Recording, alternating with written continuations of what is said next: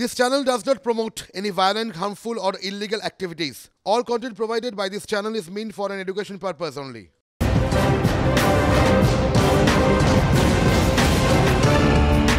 এই মুহূর্তের বড় খবর, সন্দেশখালীতে রাতেও হামলার অভিযোগ শাহজাহান ঘনিষ্ঠদের বিরুদ্ধে। বড় খবর এই মুহূর্তে, শীতুলিয়ায় বিজেপি কর্মী ভুজঙ্গ দাসের বাড়ি ভাঙচুরের অভিযোগ এই মুহূর্তের বড় খবর।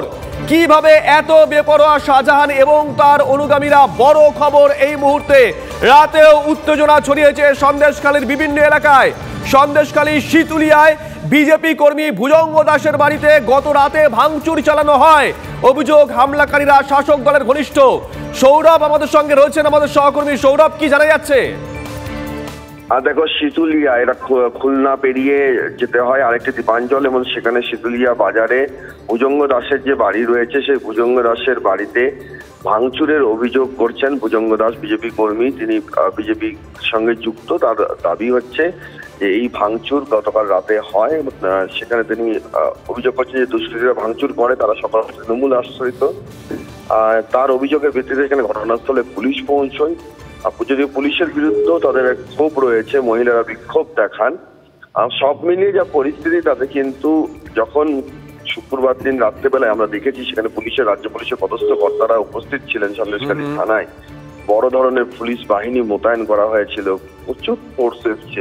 তারপরেও কিন্তু এক একটা দ্বীপাঞ্চলে কিন্তু যে ক্ষোভ রয়েছে মানুষের মধ্যে, সেই ক্ষোভের কিন্তু বহিঃপ্রকাশ কোথাও কোথাও লাভার মতো কিন্তু বিচ্ছুরণ ঘটছে। শুভজিৎ, নজর রাখো সৌরভ।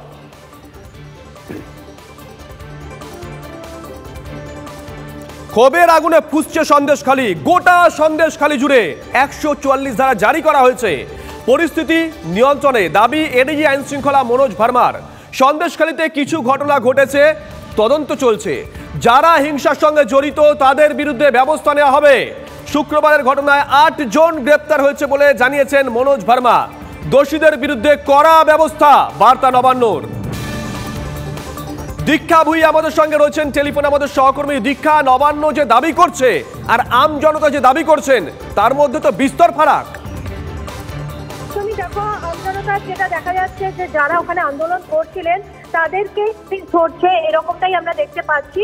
তার কারণ হচ্ছে যারা ওখানে দুষ্কৃতী বলে যারা চিহ্নিত হচ্ছেন এবং যাদের বিরুদ্ধে ওখানকার লোকজন অভিযোগ জানাচ্ছেন, তারা আড়ালে থেকে অভিযোগ দায়ের করছেন এবং সঙ্গে সঙ্গে পুলিশি অ্যাকশন হচ্ছে এবং তাদেরকেই গ্রেপ্তার করা হচ্ছে। কালকে আমাদের সামনে চেলিয়াখালীতে যেটা হয়েছে, যারা নিরীহ লোকজন বাড়ির, তাদেরকে, মহিলাদের পর্যন্ত তুলে নিয়ে যাওয়া হয়েছে, যারা কোনোভাবেই ওই ঘটনার সঙ্গে, অর্থাৎ কালকে পোল্ট্রি ফার্মের আগুন লাগানোর ঘটনার সঙ্গে যুক্ত ছিলেন না বলে তারা, তাদের পরিবার দাবি করেছে। অথচ আমরা দেখেছি যে নবান্নে কালকে এডিজি আইন শৃঙ্খলা মনোজ ভার্মা প্রেস কনফারেন্স করেছেন এবং সেখানে তিনি বলেছেন সমস্ত দোষী যারা রয়েছে তাদের বিরুদ্ধে কঠোর শাস্তি নেওয়া হবে। এরপরে দেখা গেল যে আমাদের ডিজি এসআরপি অর্থাৎ স্টেট ক্রাইম রেকর্ড ব্যুরো, যিনি এখন ডিজি রয়েছেন, আগে আইজি সংরক্ষণ ছিলেন সিদ্ধিনাথ গুপ্ত, তিনি সন্ধ্যেবেলায় সন্দেশখালী ঢুকলেন এবং একাধিক উচ্চপদস্থ আইজি অ্যাডমিনিস্ট্রেশন ঝাঝারিয়া, ঝাঝারিয়া, তিনিও ঢুকলেন এবং সকলে মিলে বড় রাজ্যের অফিসাররা ঢুকে সেখানে একটা বৈঠক করলেন। এবং আজকে সকালবেলা যেটা জানতে পারছি যে অতি সক্রিয়তা আমরা পুলিশের যেটা দেখছিলাম, সেই সক্রিয়তারই একটা বড় উদাহরণ আজকে সন্দেশখালী 1 এবং 2 জুড়ে, অর্থাৎ 16টি জিপে জুড়ে কিন্তু 144 ধারা জারি করে দেওয়া হয়েছে।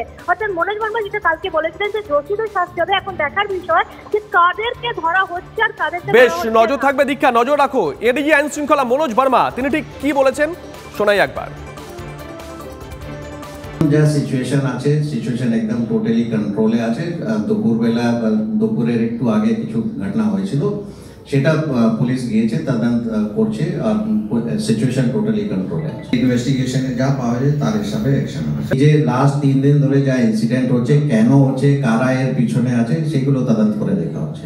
আর সেই শাহজাহান সম্বন্ধে কি কোনো প্যারাগ্রাফ পেলেন না, এটা তদন্তের বিষয় আছে, তদন্ত হচ্ছে। এদিকে সন্দেশখালীর ঘটনায় অমিত শাহকে চিঠি, ঘটনার বিবরণ জানিয়ে শাহকে চিঠি সুকান্ত মজুমদারের। শাহজাহান উত্তম শিবুর নাম করে শাহকে অভিযোগ, অবিলম্বে কেন্দ্রীয় হস্তক্ষেপের দাবি বিজেপি রাজ্য সভাপতির। সুকান্তের চিঠি লেখার অভ্যেস আছে, স্বরাষ্ট্রমন্ত্রী যাতে ওর নাম না ভুলে যায় তাই চিঠি, কটাক্ষ পার্থ ভৌমিকের।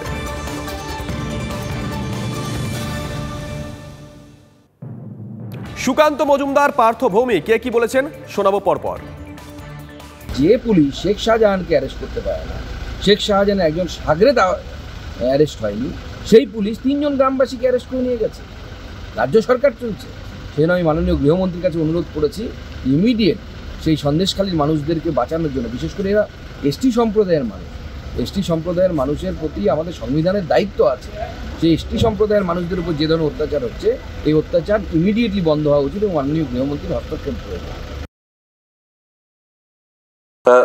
এটা অভ্যেসে পরিণত হয়েছে। প্রত্যেক দিন একটা করে চিঠি স্বরাষ্ট্রমন্ত্রীকে না লিখলে ওনার নামটা স্বরাষ্ট্রমন্ত্রী ভুলে যেতে পারে। এখন তো প্রতিযোগিতা চলছে, স্বরাষ্ট্রমন্ত্রীর কাছে কার নামটা মাথায় থাকবে, তা সুকান্তবাবু সেই প্রতিযোগিতায় অংশগ্রহণ করে চিঠি লিখেছেন। এদিকে আজ সংসদে বাজেট অধিবেশনের শেষ দিন, সূত্রের খবর শেষ দিনে রাম মন্দির প্রতিষ্ঠার উপর ধন্যবাদ প্রস্তাব আনতে চলেছে কেন্দ্রীয় সরকার। লোকসভা এবং রাজ্যসভায় আলোচনা হবে এই ধন্যবাদ প্রস্তাবের উপর। দুপক্ষেই বক্তব্য রাখবেন প্রধানমন্ত্রী নরেন্দ্র মোদী।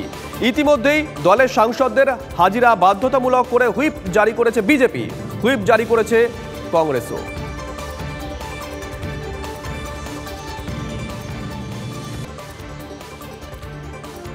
সরস্বতী পুজোর চাঁদা তোলাকে কেন্দ্র করে দুপক্ষের সংঘর্ষ, উত্তপ্ত মেমারি।